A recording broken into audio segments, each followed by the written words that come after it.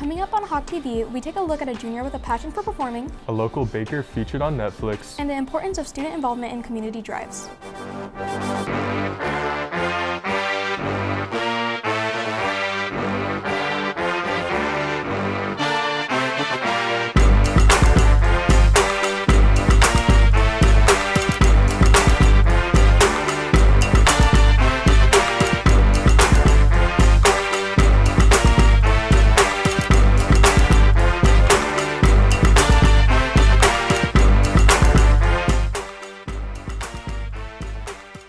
Good morning, Hebron High School. I'm Justin Lee. I'm Sabrina Sheehy. And this is Hawk TV for Friday, October 25th.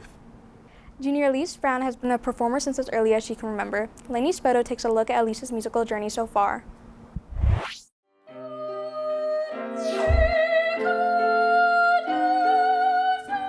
After revealing her musical talent to her family at 3 years old, now junior Elyse Brown developed a passion for singing. In 3rd grade, Brown's parents signed her up for vocal and piano lessons with Coach Jonna Moore, and they have been working together to refine her talents ever since. I was super shy in the beginning, and I would barely talk to her, and I would wear fancy dresses and stuff because I felt like I needed to be cool around her. And now I show up to her house in pajamas. She's probably one of the closest people in my life. We can talk about anything, and it's so much more than just music. It's so much more than just sitting down and having, music theory. Moore has coached voice and piano for over 30 years. Time together has allowed Moore to develop a special bond with Brown, seeing her not only as a student, but as part of her family. If I had a daughter, I would love for it to be just like Elyse. And I don't have daughters, I have sons. So I feel very close to her, very close. Early on, Brown's young age caused her parents to be more involved in her lessons. As she grew older and became more independent, Brown's performances, showcasing new talents and skills, constantly surprised mother Becky Brown. I remember that one recital, that one performance where she did that aria, that opera. I couldn't believe it. I mean, it was like I had heard this ability come out of her mouth that I had never heard before. It's like I hadn't heard it at home when she was singing, and it was just, I was starstruck of my own child, literally just watching her, and I knew all of that was due to Jonna. Though Brown was initially very shy when she met Moore, Moore says that she recognized Brown's potential within the first lesson, describing her as a diamond in the rough. She was the featured vocalist over at St. Andrews. She was a young girl with this beautiful, beautiful voice. So I knew then, I was like, this young girl, as she matures with her work ethics and her drive, she will be a star. There's no doubt in my mind. With 2 older siblings, Brown is the only child who is more musically inclined, causing her to navigate a hobby that neither of her siblings had explored. Brown says that though challenges have presented themselves along the way, her relationship with Moore has been crucial in developing her talents. It's just a special connection that you have with somebody, because whenever you're singing, it's very vulnerable. And you show a part of yourself that not a lot of people see. And having somebody that can guide you through that, and someone that's there to support you and give you the right critiques and not shame you for messing up, is super important in anybody being successful. Nice. Reporting for Hawk TV, I'm Lainey Spoto. Thanks, Lainey. You can see Elyse perform in theater's production of The Addams Family starting on January 30th. Hebron Cheer hosted a clinic for elementary students on October 19th. Angela Key takes a look into the clinic and the significance behind it. Last Saturday, Hebron Cheer put on a cheer clinic for kindergarten through 5th grade students to learn cheers with the older girls. Varsity coach Courtney Jackson, who has coached here since 2009, shares the reason why Hebron hosts this clinic. Well, I think our elementary clinic is important because it builds a community. I think with Hebron, you can see little kids that come to our football games, and then they're able to connect with the girls that they meet at the clinics. And it kind of bridges that gap of age between the younger kids to the older kids. Being able to just, oh, I knew that girl that she helped me at that clinic, and then you can see a familiar face on the sidelines and make connections that way. To prepare, the Hebron cheerleaders learn dances and cheers to teach the students. Jackson has seen how her girls have the qualities necessary to mentor the children. I think that they see themselves in these kids. So many of our current cheerleaders attended our clinics growing up. I keep getting pictures of like them when they were in 3rd grade or 4th grade in our elementary cheer clinic shirts, cheering on the sidelines. So I think that they see themselves in these kids and want to give them the same experience that they had, and that they just want to build our program, so they're excited to teach kids that are eager to learn. Varsity cheerleader Brianna Coleman attended these clinics while she was in elementary school and has noticed its benefits since going into Hebron.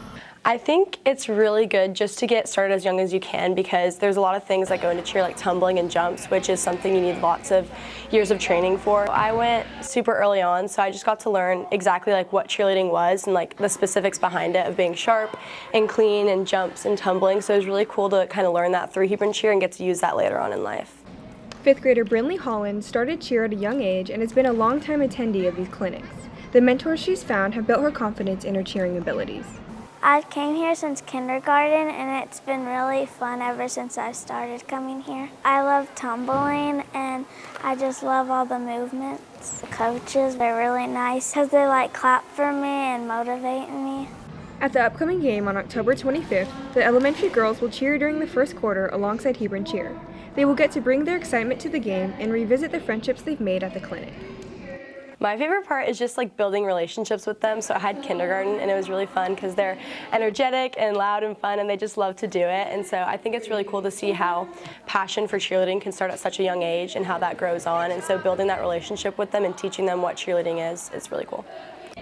Reporting for Hawk TV, I'm Angela Key. Thanks, Angela. Come see the elementary students cheer alongside the Hebron girls at the football game tonight at 7 p.m. Finding a last-minute Halloween costume can be tricky in a time crunch, so we put 2 students head-to-head to find out if they could create an outfit using random props.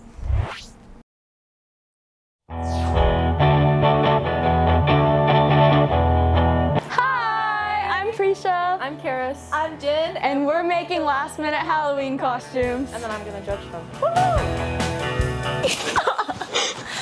How do you put this on? I don't know. Oh my god, you're gonna look so good as a redhead. Oh my god, thank you. I've always wanted you to be a redhead. What are you trying to be? Why would I tell you? Why would I let you know? I think I got this. Post 28? 3, 2, what? Oh. Charmander is so cute. Perfect, baby. Charmander. Ed Sheeran was relevant 12 years ago. Honestly, I'm feeling this one. I like the which one, because what musician doesn't have to have 2 jobs? Exactly. It's like a last-minute costume that makes sense. Wow.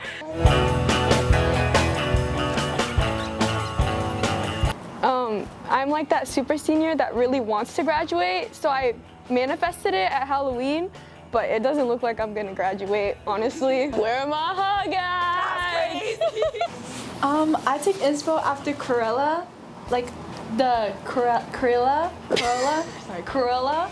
And you know how she also has little mices making her dress?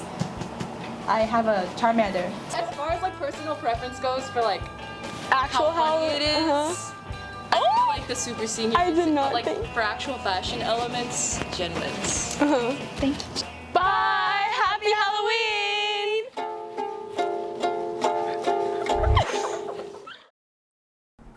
Thanks to everyone for participating. Good luck finding those costumes. After opening the London Baker in Castle Hills, Elizabeth Rowe was featured on the Netflix show Is It Cake? Miller On takes a closer look at the journey Rowe took to be where she is today.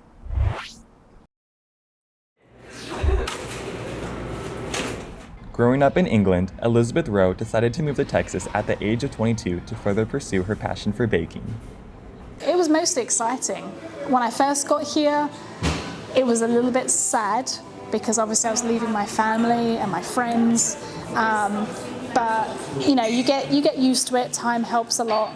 And then the food here is so great and everyone's so nice, so that just helps even more.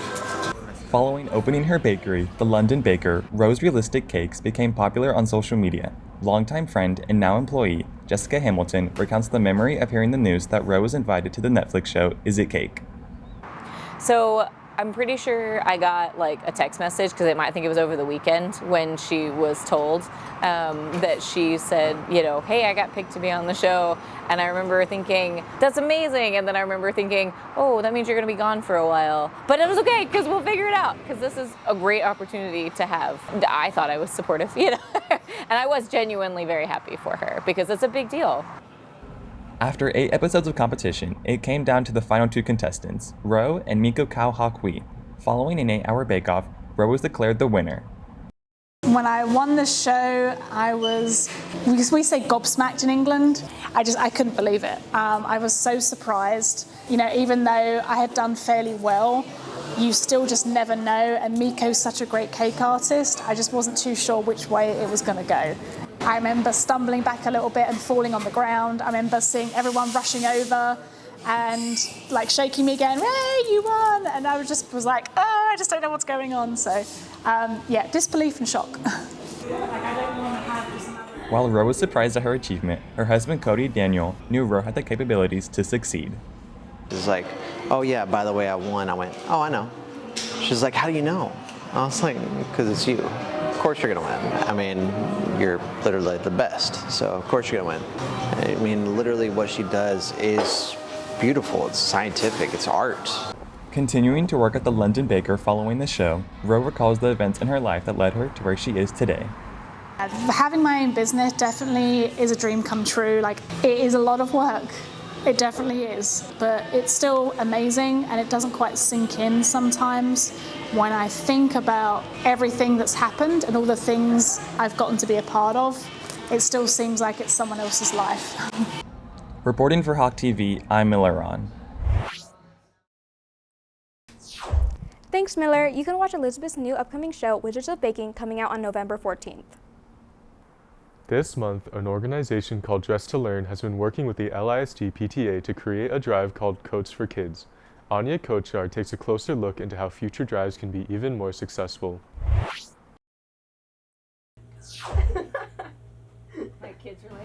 Last month, LISD's partner, Dress to Learn, an organization that supports kids with clothing, coordinated a coat drive within all schools in LISD. Melissa Hahn, chairman of Dress to Learn, started the drive last year at the beginning of her 2-year term. So, Dress to Learn serves any LISD student in need, period. You don't have to qualify. You don't have to tell us why. It just is for any student. So whether they are in pre-K all the way through a senior and to our special programs beyond, any of our 70 campuses, we are here to support them. Last year, Dress to Learn was able to help 750 students in the district. The goal for this year was 1,500 coats, and the current donations surpassed the target. We partner with the PTSA and LISD PTA. We all partner together to ensure the success of our children, our students, from elementary all the way out to high school. It's really important that you feel good when you're dressed good, and every child should have that opportunity. We partner by having different coat closets that have opportunities for kids to come in, basically kind of shop the area and to pick out clothes so they're ready for school. And also for the cold weather coming up, that's when we're starting to do the coat drive. With the coat drive ending on October 23rd, H9 counselor Heather Burgess says upcoming drives offer students the chance to make an impact. Beyond the need that we have, right? We want every student to be fed. That's why we have snack pantries and stuff on every campus. We also want them to be clothed and warm, so that's very important. Like if you are, lucky enough to have all the things you need, when you are given to someone who doesn't, you are impacting humanity in a very big positive way. So students throughout the entire year are being given opportunities to give and make a difference. In future drives, Burgess says community involvement is a way to increase success later on. When students are leading the drives, I think they're more successful. Right? So for this right now, it's mostly Mr. Hughes and I that are advertising this drive and putting it out there. But I think when students feel invested and they take the lead, There are some things that like student council does, and it's fully student-led, and those are oftentimes like food drives. The amount of food that people bring because the students are out there hitting the pavement, letting their friends know. It's really exciting when students come up with things on their own, and here at Hebron I would like to think that we are definitely open as the adults on the campus to putting together some things that are more student-led to help them be successful. Reporting for Hawk TV, I'm Anya Kochar.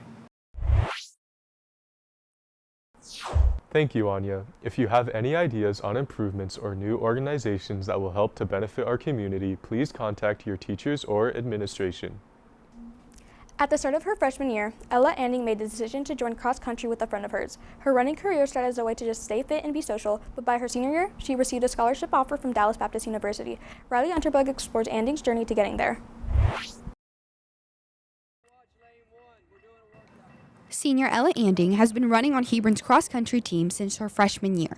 She had tried out cross-country through her middle school athletics program, but as a child, her mother, Suzanne Anding, says she had Ella try every sport, and she never showed huge interest in running until a friend of hers asked her to join the cross-country team. And I thought, oh, that's great. I mean, did you know that means you run 6 days a week, 365 days a year? And she's like, yeah. So I thought, you go for it, girl.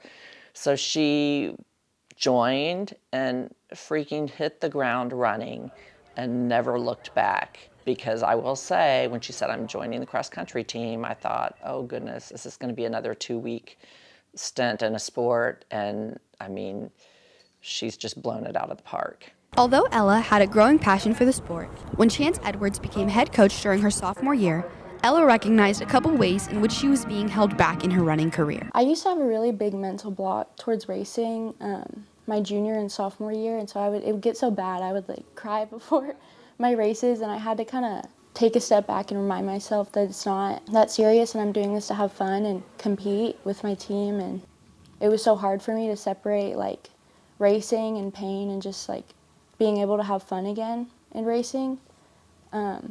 So that was definitely a big challenge. While Anding faced a bit of adversity during the 2022 season, she was able to compete at that year's regional competition and ran a personal record of 20:35 in the 5K and 5:41 in the 1600 meter that same season. The beginning of races is really crowded, and I think it's really fun to like be aggressive and push and sprint.